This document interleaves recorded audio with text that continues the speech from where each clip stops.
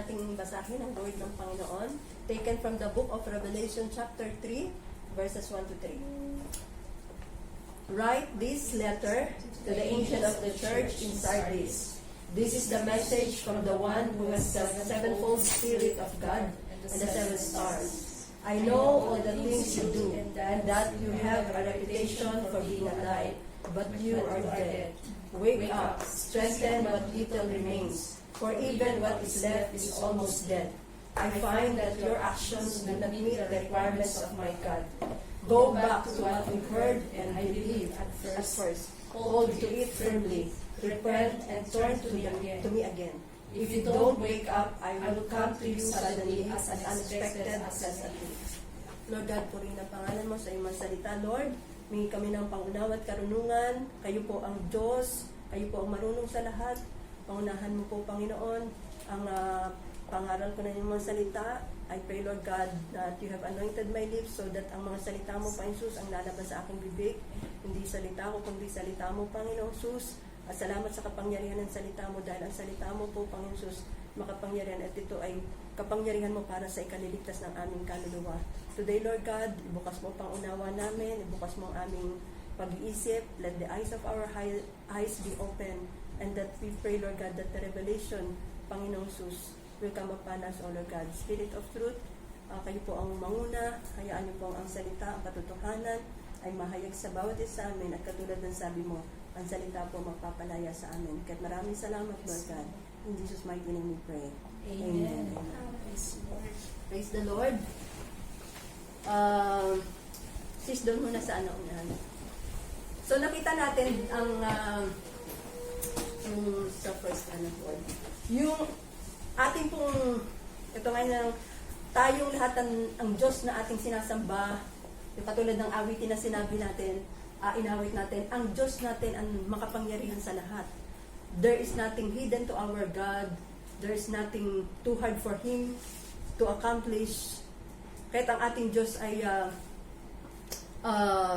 karapat-dapat sambahin at purihin.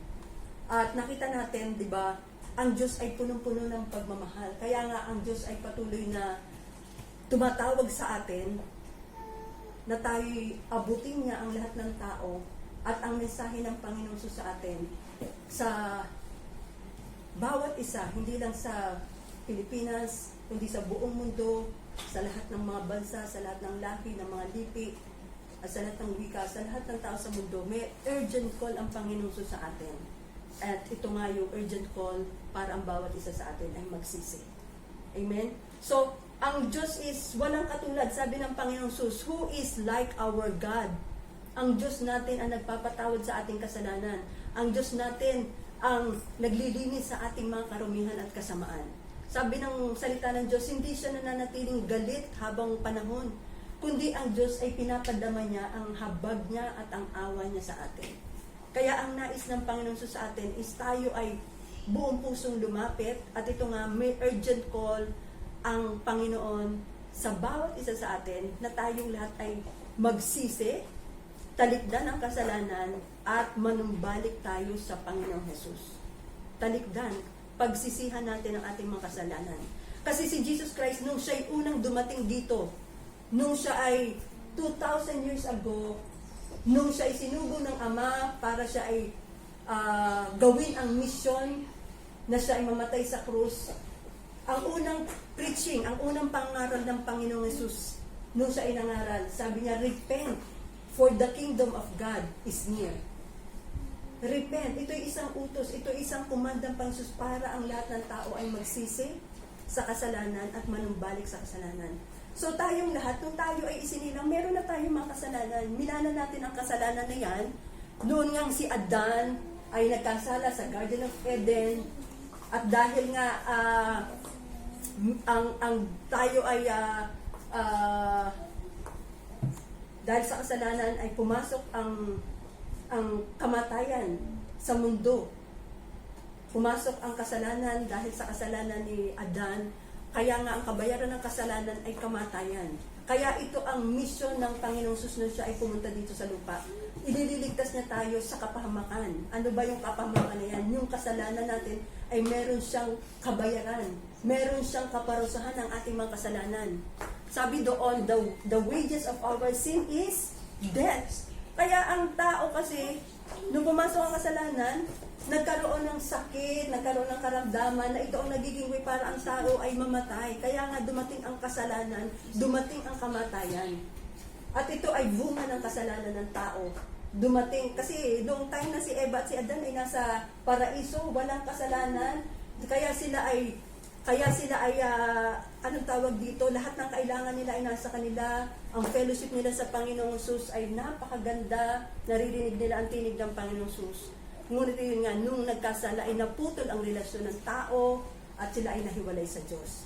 Pero Jesus Christ came at sinugo ito ng Diyos para tayo ay bigyan ng buhay, bigyan tayo ng kapatawaran sa ating kasalanan. Amen? So, ang sinabi ng Panginoon, repent for the kingdom of God is near. Hindi lang ito para sa mga believers na hindi pa nakakilala sa Panginoon, kundi ito'y sinasabi din ng Panginoon sa lahat ng mga believers, sa mga churches. Sino ba ang churches? Tayo ang mga churches. At ito ang unang-unang nililinis ng Panginoong Sus ay ang kanyang iglesia, the body of Christ. Kaya pag binasa natin ang Book of Revelation, di ba si Apostle John na sumulat ng Book of Revelation, may mga pangitain na ipinakita sa kanya ang Panginoong Jesus. At itong mga pangitain na ito ay yung mga pangitain na manggaganap in the future. So may mga pangitain si Apostle Paul tungkol sa Great Revelation na magaganap, tungkol sa pagpasok ng Antichrist, tungkol sa second coming ni Jesus. At ito nga sa Book of Revelation, bago ipinakita yung mga pangitain na yan about sa kahirapan, sa matinding kahirapan na darating, merong ipinahayag ang Panginoong Jesus na ito'y sulat para sa iglesia. At ito'y sa 7 churches, ibig sabihin sa kabuuan ng body of Christ. Kasi nga ang unang nililinis ng Diyos ay itong body of Christ, tayo. Tayong lahat na nakakilala na sa Diyos. Kasi kahit tayo kasi ay nasa Panginoon Jesus na, may mga times na tayo ay bumabagsak at nagkakasala pa rin. Kaya bago isulat yung bago sa Book of Revelation, makita natin, bago nga yung mga pagbanggit daan sa mga Great Revelation, merong mga sulat sa churches. At isa na dito yung binasa natin sa Book of Revelation, sa Revelation chapter 3. At ito yung panawagan ng Diyos para ang churches, tayo, body of Christ, ay magsisi daw. Amen? Sinasabi dito, wake up, ito ay gumising ka. Sabi, gumising ka. Strengthen what remains. Palakasin mo kung ano pa ang nalalabi sa'yo habang meron pa tayong mga panahon. Sabi doon, gumising, palakasin. Yung ating pakikipag-isa sa Panginoon ay palakasin natin. At anong sabi niyan, for even what is left is almost dead. I find that your actions do not meet the requirements of my God. Amen. Hindi daw nami-meet natin ang mga requirements na hinihingi ng Panginoon sa atin. So sabi dito, go back to what you heard and believe at first. Ano ba yung what we heard and believe at first? Ito yung salita ng Diyos na ipinangaral sa atin para makilala natin ang kaligtasan. Ito yung salita ng Diyos, salita ng buhay na narinig natin, tinanggap natin. Sabi dito ay go back, manumbalik tayo sa salita ng Diyos. At kung ano ang ating narinig, pinaniwalaan, sabi doon, we must hold it firmly. Ibig sabihin, ipamuhay natin. At ano sabi dito, repent and turn to me again. Ito nga daw, magsisi tayo, magbalik tayo sa Diyos, talikuran ang kasalanan, dahil, sabi ng Panginoong Jesus dito, if you don't wake up, I will come to you suddenly, as unexpected as a thief. Kasi darating nga daw ang Panginoong Jesus.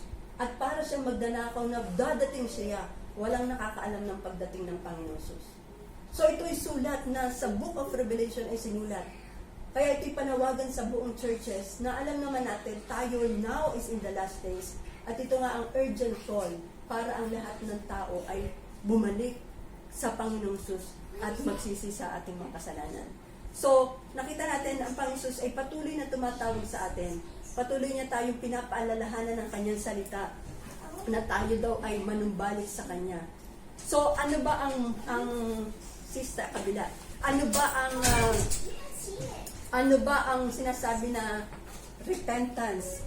Yun nga, ang sinasabi ng Panginoon dito, nung siya ay unang nangaral, pinangaral niya, sabi niya, repent for the kingdom of God is near.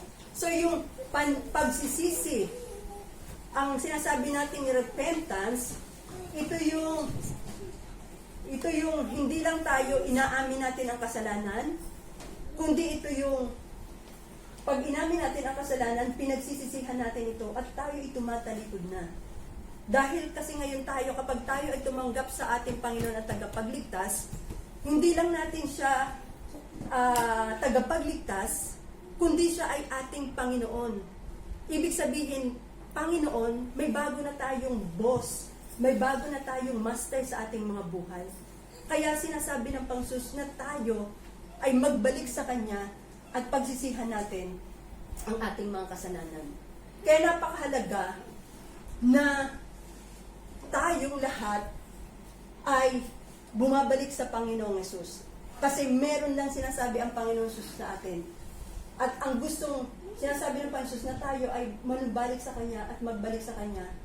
At sabi doon, pinapaalala ng Diyos sa atin yung nangyari kay Lot, sa asawa ni Lot. Kaya tayo pinagre-repent ng Panginoong Yesus, pinapaalala ng Diyos sa atin yung nangyari kay asawa ni Lot. Ano ba ang nangyari sa asawa ni Lot? Kasi nung time na ang Sodom at Gomorrah ay talamak na sa kasalanan, ang Diyos ay nagsabi na gugunawin niya ang Sodom at Gomorrah. Itong si Lot at ang kanyang asawa ay tinawag ng Panginoong Yesus at sinabihan sila na umalis sila sa lugar ng Sodoma at Gomorrah dahil nga gugunawin na nila ang Sodom at Gomorrah. Itong asawa ni Lot, yung asawa ni Lot ay nakalabas na sa Sodom at Gomorrah, may panawagan ang Diyos. At ang sabi ng Diyos ay, huwag kayong lilingon. Huwag kayong lilingon.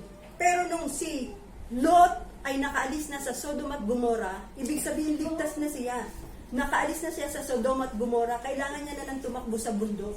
Pero yung panawagan ng Diyos, at ito rin ang panawagan ng Diyos sa ating lahat, na sinasabi na huwag lilingon, ang ginawa ng asawa ni Lot ay lumingon siya. Kaya nung time na siya ay lumingon, isang asupli ng Diyos ang pumuksa sa kanya. Asupli ng Diyos, siya ay nasunog sa pamagitan ng naglalagablab na asupli ng Diyos. Kasi ang panawagan ng Diyos sa kanya ay huwag kang lilingon. Pero siya ay lumingon. Amen? At sa atin, kung titingnan natin, ano ba ang paglingon? Ang paglingon na sinasabi dito, ito yung pagbalik natin. Pagbalik or paglingon, pagbalik sa dati nating pamumuhay, pagbalik sa nating ugali, pagbalik sa dati nating mga kasalanan. Kaya sinasabi, in relation doon, yung paglingon na yan, bilang mga Kristiyano, wala na tayong dapat lilingunin, wala na tayong dapat babalikan. Kung ano man yung dati nating pamumuhay, nung tayo ay nakakilala sa Panginoon Jesus, sinasabi ng Diyos, huwag na nating lingunin, huwag na nating balikan. Ating pamumuhay, tayo ay nakikipag-isa na sa Panginoon Jesus, at yung buhay na ng Panginoon Jesus, isik natin ang Panginoon Jesus ng buong puso, buong isipan at buong ating kaluluwa.